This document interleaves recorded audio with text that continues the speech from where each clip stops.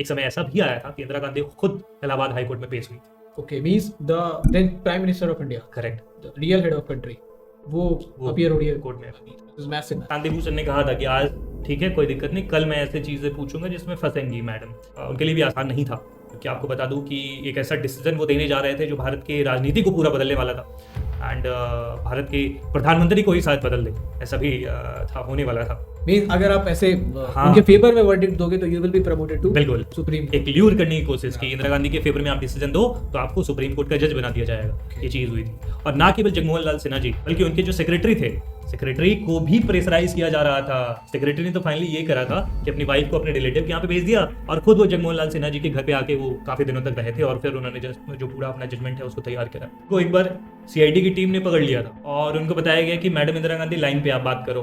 दरअसल उनसे ये निकलवाने की बात थी कि आखिर जजमेंट किसके फेवर में जा रहा है। तो फाइनली 12 जून 1975 को ये उन्होंने जजमेंट दिया कि इंदिरा गांधी ने गलत तरीके से चुनाव जीता है, तो आप प्रधानमंत्री नहीं रहोगे, आप एमपी नहीं रहोगे, और अगले 6 साल के लिए आप चुनाव नहीं लड़ सकते। Okay, violation of freedom of speech, freedom of expression, and also killing of democracy we have seen.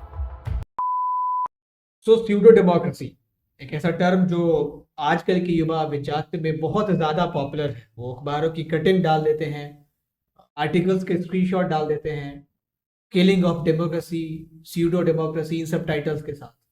और जब हम इन सब मुद्दों के ऊपर चर्चा करते हैं, चाहे वो स्यूडो डेमोक्रेसी हो, लोकतंत्र की हत्या हो, तो 70 का दशक याद आता है, आपातकाल का दौर, इमरजेंसी। क्या कारण रहे थे वो तो हमें बताए ही, और क्योंकि वो दौर बहुत दिनों तक चला था और आगे भी कहानी है पीछे भी कहानी है, तो उसमें से कुछ इंटरेस्टिंग सा हमें बता ताकि हमारे व्यूअर्स भी बैकएंड की चीजों को समझ पाए। बिल्कुल। तो एक इमरजेंसी एक ऐसा समय रहा है जिसके आगे पीछे बहुत सारी रोचक कहानियां हैं। मैं कहानियों और तथ्यों को साथ में जोड़कर आपके सामने प्रेजेंट कर रहा हूँ चीज़ों को। ये हुआ क्या था कि 1967 का जो इलेक्शन हुआ था भारत में, तो कांग्रेस के लिए काफ़ी बड़ा सेटबैक था, और पहली बार ऐसा हो रहा था कि नेहरू जी के बिना कांग्रेस चुनाव मैदान में थे। और भले ही सेंटर में तो जीत गई कांग्रेस चुनाव, लेकिन 9 स्टेट्स ऐसे थे जहां पर सरकार नहीं बना पाई, और बाकी स्टेट्स में भी उनको काफ़ी दिक्कतों का सामना करना पड़ा था। उसके बाद 71 का इलेक्शन आता है जिसमें इंदिरा गांधी एक पॉपुलिस्ट लीडर के तौर पर इमर्ज करती हैं। उनका सोशलिस्ट एक एजेंडा था। कई सारी चीज़ें उन्होंने करी थी, जैसे गरीबी हटाओ का नारा दिया था। उससे पहले उन्होंने प्राइवेटाइजेशन ऑफ बैंक्स किया था, and abolition of Privi boards. ये सारी चीज़ें उनके उस एजेंडे को सूट कर रहा। अब 71 के ही इलेक्शन में जब वो चुनाव लड़ रही थी, तो रायबरेली से उन्होंने चुनाव लड़ा था। रायबरेली में उनके खिलाफ थे सेम सोशलिस्ट पार्टी के Rajnarayan, okay, socialist leader. Party क्या थी? संयुक्त सोशलिस्ट पार्टी, संयुक्त सोशलिस्ट पार्टी। उनका भी सोशलिस्ट एजेंडा है, और बिल्कुल। इंदिरा गांधी का भी हाँ, सोशलिस्ट। कई सारे और भी सोशलिस्ट पार्टी थे, जैसे प्रजा सोशलिस्ट पार्टी है, संयुक्त और वो सोशलिस्ट दौर भी था सोशलिज्म की हम्म। पॉपुलैरिटी का। बिल्कुल। और तो उस समय हुआ क्या कि चुनाव हुआ, 1971 का इलेक्शन हुआ, इंदिरा गांधी चुनाव जीत गई, ऑब्वियस था, और सबको पता था कि ये चुनाव जीतने वाली, क्योंकि कंपटीशन कोई नहीं था। राजनारायण काफी बड़ा गैप था ये। बहुत बड़ा गैप, क्योंकि आप देखोगे वोट का शेयर भी तो राजनारायण से 2.5 गुना वोट ज्यादा वोट इंदिरा गांधी मिला को था। 2.5 गुना ज्यादा vote, Indira Gandhi, massive victory, mandate के तौर पे बहुत ज्यादा है। लेकिन राजनारायण ने ये इल्जाम लगाया कि इंदिरा गांधी ने गलत तरीके से चुनाव जीता है, रिप्रेजेंटेशन ऑफ पीपल्स एक्ट 1951 का वायलेशन करा है उन्होंने। और उन्होंने हाई कोर्ट में, इलाहाबाद हाई कोर्ट में इसके खिलाफ अपील दायर कर दी। अब इलाहाबाद हाई कोर्ट में इसके मींस इवन तो चली थी, दैट वाज प्री डिसाइडेड कि इंदिरा गांधी ही जीतेंगी, बट राजनारायण जो थे वो उन्होंने अपने राइट्स को यूज करते हुए अपील डाली थी। ओके, इंदिरा गांधी ने गलत तरीके से। वाज देयर एनी पॉलिटिकल क्या कहते हैं पुश बिहाइंड दैट? क्योंकि राजनारायण जो पता था कि भाई हम हारने ही वाले हैं, तो फिर उसको अपील करने की जरूरत क्यों पड़ी? तो वो तो विरोधी दल के थे ना, तो वो तो कर सकते थे ऐसे ही मामला बखेड़ा करने के लिए। राजनारायण का थोड़ा इतिहास ऐसा रहा है कि उनको थोड़ा उस तरीके का माना जाता है, मतलब पॉपुलैरिटी और कंट्रोवर्सी में। अच्छा, चलो। और उनके बैकअप में भी बहुत सारे लीडर्स थे। तो ये चीज़ें थी, बट एनीवे कुछ लीडर जैसे जेपी, मोरारजी देसाई, ये सब थे उनके साथ में, क्योंकि उनका पूरा एक गुट था जनसंघ एनएलएफ। और होता ये है कि पूरा केस चलता है, और समय आता है 1975 का। अच्छा 1971 का इलेक्शन, लेकिन केस क्योंकि लंबा चला था तो 1975 का समय था। और ये जो केस था वो जस्टिस जगमोहन लाल सिन्हा जो कि इलाहाबाद हाई कोर्ट के जज थे, उनके कोर्ट में था। अच्छा ठीक है। और एक समय ऐसा भी आया था कि इंदिरा गांधी खुद इलाहाबाद हाई कोर्ट में पेश हुई थी। Okay means the then prime minister of India, correct.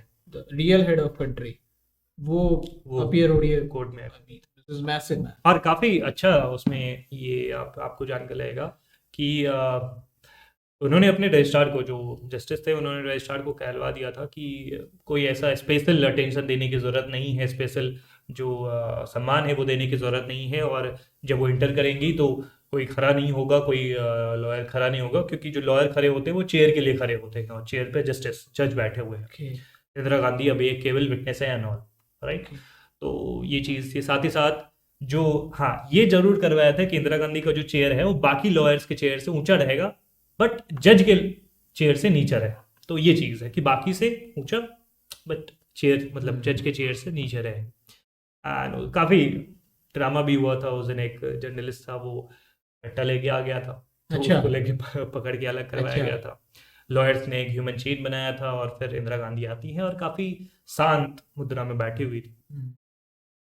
तो ये चीज़ होती है। फिर उनसे इंट्रोगेशन होता है। और राजनारायण के जो वकील थे वो थे शांति भूषण। ओके शांति भूषण, द बहुत लेजेंडरी बड़ा नाम। Shanti Bhushan. I would like to quote the viewers here कि शांति भूषण के लड़के हैं Prashant Bhushan, eminent lawyer in the Supreme Court, और बहुत इंपॉर्टेंट वर्डिक्ट्स में दोनों का हाथ रहा, द फादर सन डुओ। और ये प्रशांत भूषण पहले आपके फाउंडिंग मेंबर में से एक है, अभी शायद उन्होंने पार्टी छोड़ दी है, बट अभी भी पॉलिटिक्स में पॉलिटिकल कमेंटेटर के तौर पे एंड एमिनेंट लॉयर के तौर पे अपना कंट्रीब्यूशन दे रहे बिल्कुल बहुत बड़ा नाम है वो, जो शांति भूषण। हैं। दोनों डुओ है, शांति भूषण बिल्कुल। प्रशांत डुओ। और शांति भूषण बाद में जाकर जब मोरारजी देसाई की सरकार बनती है, पहले गैर कांग्रेसी सरकार, तो उसमें कानून मंत्री भी कानून बनते हैं। मंत्री भी बने, he was deserving man, the Correct. Legendary lawyer. Correct correct Indeed. तो शांति भूषण जी इंट्रोगेशन करते हैं इंदिरा गांधी जी का। एंड पहले दिन तो ऐसा कुछ रिजल्ट ही निकल आता है, लेकिन और शाम में जब बैठते हैं तो सब शांति भूषण को टोकना शुरू कर देते हैं कि आप क्या कर रहे हैं, क्या कर रहे हैं, कोई चीज़ निकल के नहीं आ रहा है। शांति भूषण ने कहा था कि आज ठीक है, कोई दिक्कत नहीं, कल मैं ऐसे चीज़ें पूछूंगा जिसमें फंसेंगी मैडम। तो अगले दिन आते हैं एंड शांति भूषण ने पूरे अच्छे तरीके से क्रॉस एग्जामिनेशन करा था और चीज़ें निकल के आई। तो इस तरीके से पूरा चला था। और जो जज थे जगमोहन लाल सिन्हा, उनके लिए भी काफ़ी डिफिकल्ट था, उनके लिए भी आसान नहीं था, क्योंकि आपको बता दूं कि एक ऐसा डिसीजन वो देने जा रहे थे जो भारत के राजनीति को पूरा बदलने वाला था। एंड भारत के प्रधानमंत्री को ही शायद बदल दे, ऐसा भी था, होने वाला था। जगमोहन लाल सिन्हा के बारे में बताते, उन्होंने शांति भूषण जी को बताया था इसके बारे में कि उनके घर पे रोज कांग्रेस के एक एमपी आया करते थे प्रेशर बनाने की।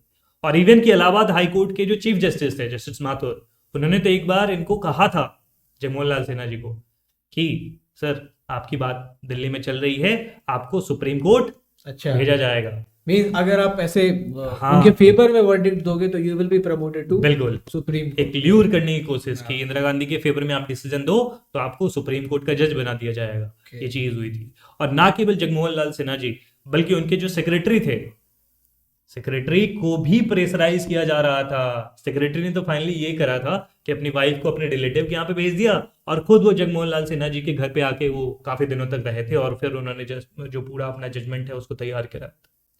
और उनके पीछे कौन लगी थी पता है?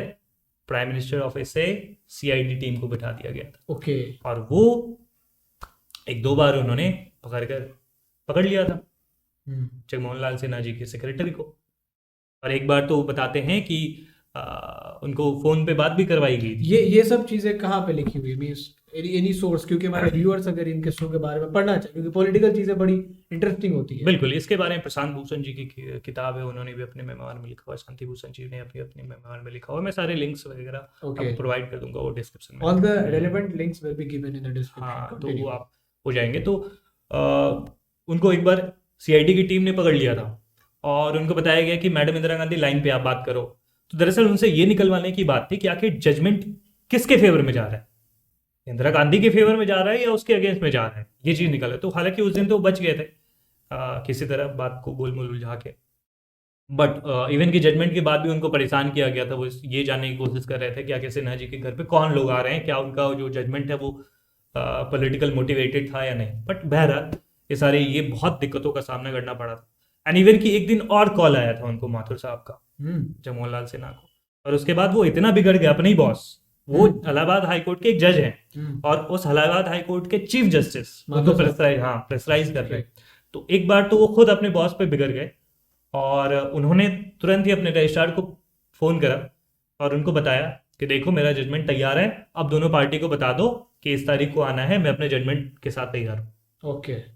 और वो दिन था 12 जून 1975। फाइनली सिन्हा जी सुबह सुबह 10 बजे कोर्ट में आ गए थे टाइम से और उन्होंने फिर वो जजमेंट दिया, हिस्टोरिक जजमेंट, जिसमें ये कहा गया कि हाँ, इंदिरा गांधी ने पॉलिटिकल पावर को गेन करने के लिए मिसयूज किया है। रिप्रेजेंटेशन ऑफ पीपल्स एक्ट 1951 का वायलेशन है। कई सारे चार्जेस लगाए गए थे, ये सबसे जो मेन चार्ज था वो ये कि एक गवर्नमेंट ऑफिशियल का यूज किया गया था for political win and political activities, because Yashpal Kapoor जो कि गवर्नमेंट ऑफ इंडिया के एम्प्लॉय थे, वो इंदिरा गांधी के पॉलिटिकल एजेंट के रूप में काम कर रहे थे, जो कि सिरे से आरपीआई का violation, representation of people act का वायलेशन है।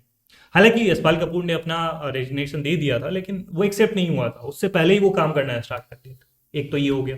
दूसरी चीज कि जो मंच वगैरह बनाए जा रहे थे इंदिरा गांधी को, वो सरकार के जो पब्लिक वर्क्स डिपार्टमेंट है उनकी तरफ से ही था। ओके, मतलब instead of Congress party PWD उनके मंचेस थे। हाँ, ये सारी और भी चार्जेस थे, लेकिन उसके खिलाफ ज्यादा एविडेंस नहीं मिल पाया, तो वो नहीं हो पाया। पुख्ता नहीं मिल पाया। हाँ, जैसे राजनारायण ने ये इल्जाम लगाया था कि एयरफोर्स के हेलीकॉप्टर्स का यूज किया गया था, गरीबों में कंबल, शराब, खाने, ये सब बांटे गए थे, और इंदिरा गांधी ने जो लिमिट है उससे ज़्यादा पैसा खर्च किया था। लिमिट होता था 35,000, उससे ज़्यादा खर्च किया गया था, लेकिन इसके खिलाफ कोई सबूत नहीं मिल पाया। बट जो सबूत मिल पाया तो वो यही यशपाल कपूर है इन सब के बारे में। तो फाइनली 12 जून 1975 को ये उन्होंने जजमेंट दिया कि इंदिरा गांधी ने गलत तरीके से चुनाव जीता है, तो आप प्रधानमंत्री नहीं रहोगे, आप एमपी नहीं रहोगे, और अगले 6 साल के लिए आप चुनाव नहीं लड़ सकते हो। सो दैट एक्ट्स अगर आप वायलेट करते हो तो 6 साल तक 6 साल के लिए आपको बैन कर दिया जाएगा कोई भी पॉलिटिकल इलेक्शन कंटेस्ट करने के लिए। तो अगले 6 साल के लिए आप चुनाव नहीं लड़ सकते हो।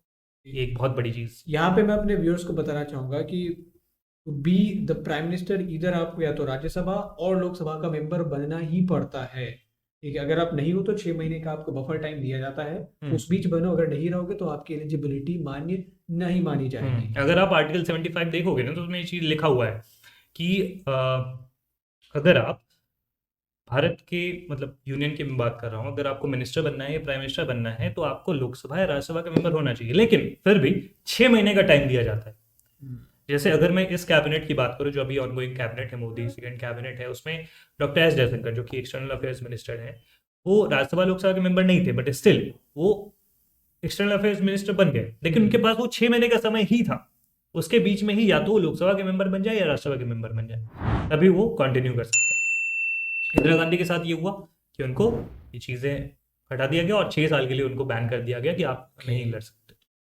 लेकिन फिर अब जो उनके वकील थे, अब ये कहना शुरू कर दिया कि नहीं नहीं, इससे तो फिर एक कैओटिक सिचुएशन क्रिएट हो जाएगा, भारत बिना प्रधानमंत्री के कैसे रहेगा।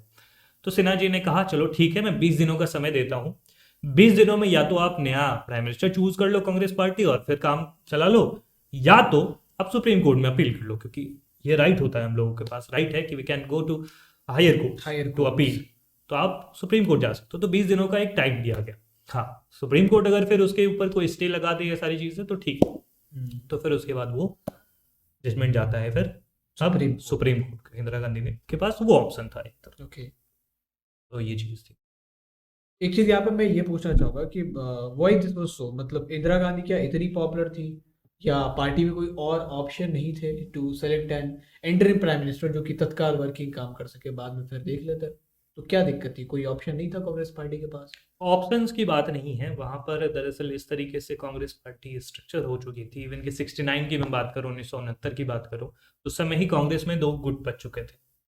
ठीक है, 1969 में ही कांग्रेस 2 टुकड़ों में बच गया था, एक सिंडिकेट जो था और एक इंदिरा गांधी का जो ग्रुप था, और वही सिंडिकेट बाद में फिर जनता पार्टी के फॉर्मेशन में मर्ज हो जाती। कांग्रेस ओ कहते हैं उसको। ओके, वो 1969 में क्या हुआ था, प्रेसिडेंशियल इलेक्शन हुआ था, तो उसी में दो टुकड़ों में बढ़ जाती है। तो एक बन जाता है कांग्रेस आर, जिसको इंदिरा गांधी की पार्टी कहा जाता है, और एक हो जाता है कांग्रेस ओ। ठीक है, ओके तो कांग्रेस ऑर्गेनाइजेशन एंड कांग्रेस रिक्विजिनिस्ट। तो कांग्रेस ओ जो है वो सिंडिकेट की पार्टी थी, तो वो लोग अलग हो जाते हैं। अब ये जो कांग्रेस आर है ना, इसमें अकेले अकेले इंदिरा गांधी, आप ये कह सकते हैं। वन मैन ठीक है, हाँ। हालांकि और भी लीडर्स थे, उनके पास ये भी ऑप्शंस था कि हम दूसरे लीडर के पास अभी for the time being prime ministership दे दें। जैसे स्वर्ण सिंह थे उस समय में, जगजीवन राम थे, वो सब दे दिया जा सकता था। लेकिन नहीं, ये आवाज कौन उठाएगा कि इंदिरा गांधी के अलावा कोई मैं बैठ जाता हूँ उस पोस्ट पे, ये पॉसिबल नहीं था, इतनी ज्यादा पॉपुलर थी। मींस पार्टी में डेमोक्रेसी नहीं खत्म थी, हो चुकी थी। बिल्कुल। ओके तो उनके पास ये ऑप्शन था, लेकिन वो इस ऑप्शन के लिए राजी नहीं था, और कोई भी नहीं होता पार्टी में भी, कोई नहीं उनके खिलाफ। और दूसरा ऑप्शन यही था कि आप सुप्रीम कोर्ट जाओ अपील करने के लिए, तो उन्होंने दूसरे ऑप्शन को सेलेक्ट करा। सुप्रीम कोर्ट का जाते हैं, हम्म। तो सुप्रीम कोर्ट में फिर क्या हालात थे?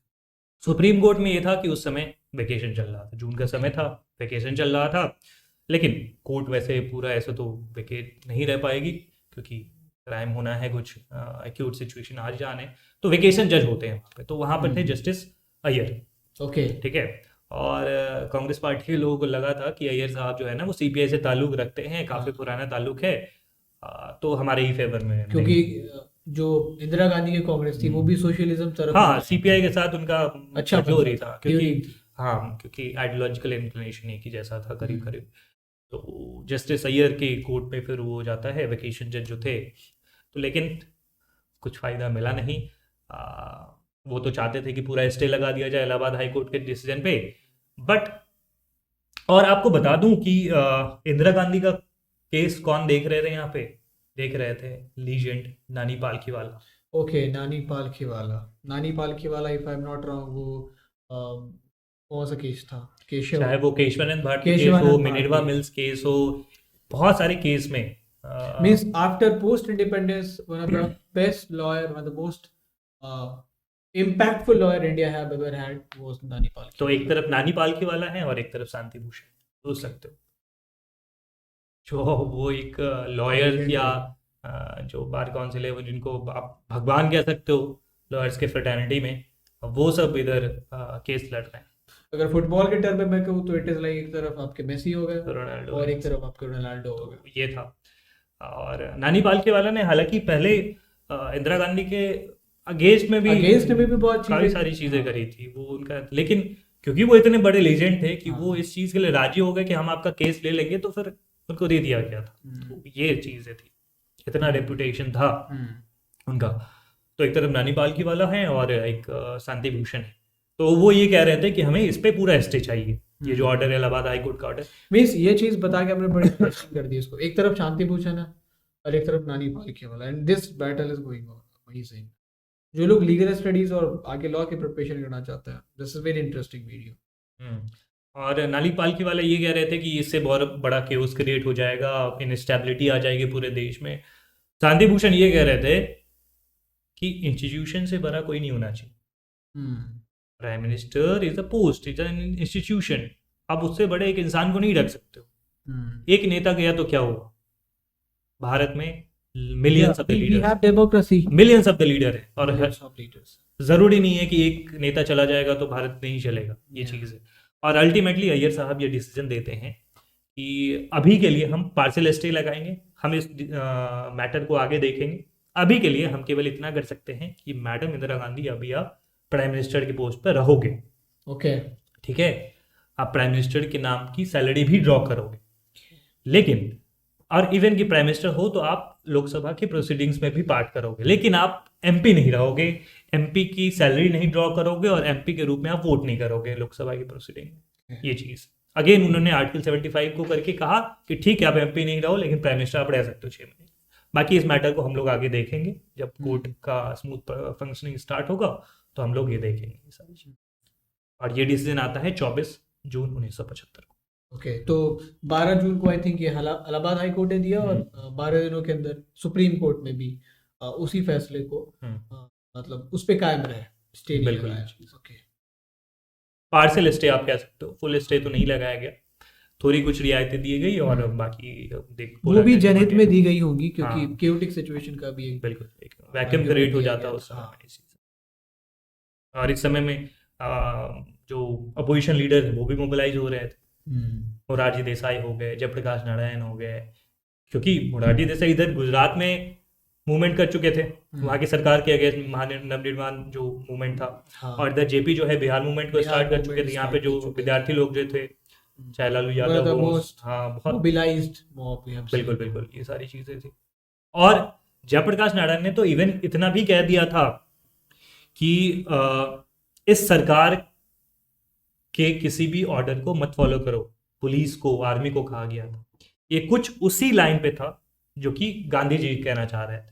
अच्छा। गांधी जी जब स्वतंत्रता संग्राम में हाँ, पार्टिसिपेट कर colonialism। रहे थे तो उन्होंने सिविल डिसोबीडियंस के समय यही तो कहा था कि हम लोग उनके ऑर्डर्स को फॉलो ना करेंगे। ना करेंगे, डिसोबे द हाँ ऑर्डर। बिल्कुल।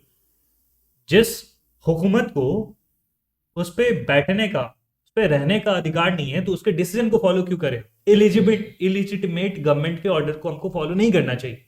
और यही जेपी कहना चाहता है। जेपी ऑब्वियसली एक गांधीयन लीडर हैं, उनकी बहुत। आइडियोलॉजी को फॉलो करते हैं हमेशा से। गांधी जी के साथ उन्होंने क्विट इंडिया मूवमेंट और ये सब भी फॉट किया था। तो वो वही चीज सिविल डिसोबीडियंस मूवमेंट इंडिया में स्टार्ट करना चाह रहे थे। 29 जून का उनको प्लान था कि उस तारीख से वो इंडिया में सिविल डिसोबीडियंस मूवमेंट को स्टार्ट करेंगे। और 25 जून को उन्होंने रामलीला मैदान में उन्होंने एक सभा को ऑर्गेनाइज किया था, जेपी ने। जेपी ने। ओके। और उन्होंने पुलिस और आर्मी को कहा था कि you should not obey the illegitimate order of illegitimate government. जो अवैध सरकार है उसकी अवैध चीजों को मानना नहीं है नहीं आपको। मानना है। ये जो लाइन है, ये जो कोट है, ये उस सिविल डिसोबीडियंस और गांधी जी को एक कंटिन्यूएशन है। और ये कोड लाखों की भीड़ को मोबिलाइज करने के लिए काफी है। और उससे भी बड़ी चीज, इस लाइन को यूज किया गया टू इम्पोज इमरजेंसी। इस लाइन को यूज करके इंदिरा गांधी ने ये कहा कि देखो, ये भारत की आवाम को, भारत की पुलिस को और भारत की आर्मी को भड़का रही है और यहाँ पर हो गया है इंटरनल डिस्टरबेंस। और हम लोग आर्टिकल 352 का यूज करते हैं और भारत में इमरजेंसी लगा रहे हैं, क्योंकि ये जो मॉब एस्केलेट कर रही है इसको रोकना जरूरी है। बिल्कुल। इसके लिए हमें कोई चारा नहीं सूझ रहा तो हम लोग इमरजेंसी लगाएंगे। और मॉब एस्केलेट हो रही है, उससे भी बड़ी चीज कि मेरी सत्ता जा रही है। तो अगर मॉब एस्केलेट हो रही होती तो थोड़ा टाइम भी लेता ना। 24 जून को वर्डिक्ट आया और अगले दिन आपने इमरजेंसी लगा दी। इतनी जल्दी तो मॉब कहीं की एस्केलेट नहीं हुई है। बिल्कुल। और इवन कि इंदिरा गांधी तो एक समय में थोड़ा उनके दिमाग में भी आया था कि चलो रिजाइन कर देते हैं, लेकिन जो उनके बेटे थे संजय गांधी, या फिर उनके बहुत अच्छे एलाई थे chief minister of West Bengal Siddhartha Shankar Ray साहब, जो कि एक बहुत बड़े वकील थे, उन्होंने ये कहा कि नहीं, ये सब चीज नहीं है। और उन्होंने ही सजेस्ट किया था कि हम लोग इस लाइन को यूज कर सकते हैं as a phrase to justify the internal disturbance. हाँ, आर्टिकल 352 को यूज कर सकते हैं। और मैं आपको बता दूं कि 24 जून को ये डिसीजन आता है सुप्रीम कोर्ट का, और 25 जून को रात में, मध्य रात्रि में लगा दिया जाता है इमरजेंसी में। और वो भी काफी ज्यादा गलत तरीके से लगाया जाता है। गलत तरीके से इस सेंस में, क्योंकि नॉर्मली ये चीज होनी चाहिए कि कैबिनेट से पूछोगे, उसके बाद आप कैबिनेट एक डिसीजन लेती है, उसके बाद आप प्रेसिडेंट को कहते हो, देन प्रेसिडेंट ऑफ इंडिया उसके ऊपर सिग्नेचर करते हैं कि हाँ इमरजेंसी लग गया। बट उस रात क्या हुआ था पता है? उस रात उस समय में prime president of India Fakhruddin Ali Ahmed, जो कि नॉमिनल थे। बिल्कुल नॉमिनल तो वैसे होते भी हैं इंडिया में, और वो तो unfortunately this is the case, या harsh reality it is. But Fakhruddin Ali Ahmed जो उस समय में राष्ट्रपति थे, वो इंदिरा गांधी ने ही तो उन्होंने आगे बढ़ाया था। तो इंदिरा गांधी के बहुत पुराने एलाई थे, इंदिरा गांधी की वजह से ही तो वो राष्ट्रपति बने थे। तो उनकी बातों को कैसे टालेंगे? तो उस रात फखरुद्दीन अहमद के सामने ही धवन साहब और ये बाकी लोग वहां पे जाके उनको बता दिया गया था कि आपको करना है ऐसे ऐसे। और शाम के करीब वो ड्राफ्ट होता है इमरजेंसी वाला, और उनके पास पहुंचा दिया जाता है, और फोन कॉल जाता है और उन्होंने उस पर साइन कर दिया। और इंटरेस्टिंग सी बात यह है कि इसके बारे में इंदिरा गांधी की कैबिनेट में किसी को खबर नहीं थी। कुछ लोग, जो चंद लोग थे उनके बहुत करीबी, उन्हीं को खबर थी।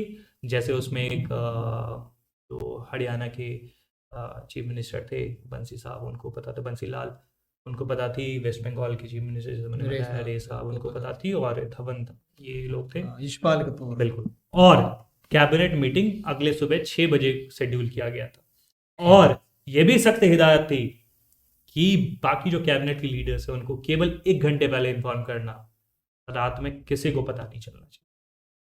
और रात में पूरे दिल्ली में जितने भी न्यूज़पेपर हैं सबकी इलेक्ट्रिसिटी कट कर दी जाए। Okay. Scene Violation of freedom of speech, freedom of expression, and also the killing of democracy we have seen. So this was the story of emergency. किन हालातों में लगाया गया, क्यों लगाया गया, बहुत इंटरेस्टिंग स्टोरी सुनी जगमोहन लाल सना साहब की। और कैसे एक एक ये भी देखा हमारे कॉन्स्टिट्यूशन का, एक ये भी डिफेक्ट है कि our president is basically nominal authority. उसके बाद क्या हुआ, इमरजेंसी के बाद क्या हुआ, क्योंकि ये पीछे की स्टोरी ना आगे की स्टोरी के सामने कहीं नहीं टिकती। क्योंकि अभी आप जेपी मूवमेंट नहीं देख रहा है, अभी आप मोरारजी देसाई के इन्वॉल्वमेंट को नहीं देख रहा है, अभी आप जो एक दूसरा फ्रंट तैयार होगा अपोजिशन में कांग्रेस पार्टी के और जनता पार्टी की, बहुत एक मिली जुली सरकार बनेगी, ठीक है। वो इंटरेस्टिंग स्टोरीज अगले एपिसोड में हम वो देखेंगे विथ अगेन आयुष सर।